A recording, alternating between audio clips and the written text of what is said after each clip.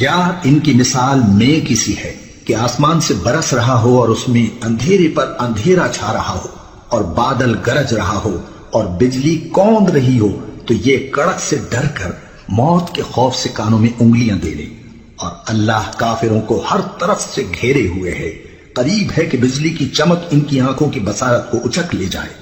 جب بجلی چمکتی اور ان پر روشنی ڈالتی ہے تو اس میں چل پڑتے ہیں، اور جب اندھیرا ہو جاتا ہے تو کھڑے کے کھڑے رہ جاتی ہیں۔ اور اگر اللہ چاہتا تو ان کے کانوں کی سنوائی اور آنکھوں کی بینائی دونوں کو زائل کر دیتا۔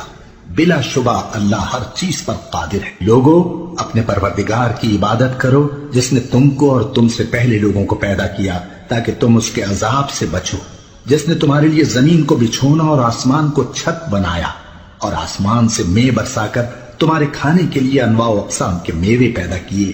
پس کسی کو اللہ کا ہمسر نہ بناؤ، اور تم جانتے تو ہو۔ اور اگر تم کو اس کتاب میں جو ہم نے اپنے بندے پر نازل فرمائی ہے کچھ شک ہو تو اسی طرح کی ایک صورت تم بھی بنا لاؤ، اور اللہ کے سوا جو تمہارے مددگار ہوں ان کو بھی بلا لو اگر تم سچے ہو۔ پھر اگر ایسا نہ کر سکو اور ہرگز نہیں کر سکو گے تو اس آگ سے ڈرو جس کا ایندھن آدمی اور پتھر ہوں گے اور جو کافروں کے لیے تیار کی گئی۔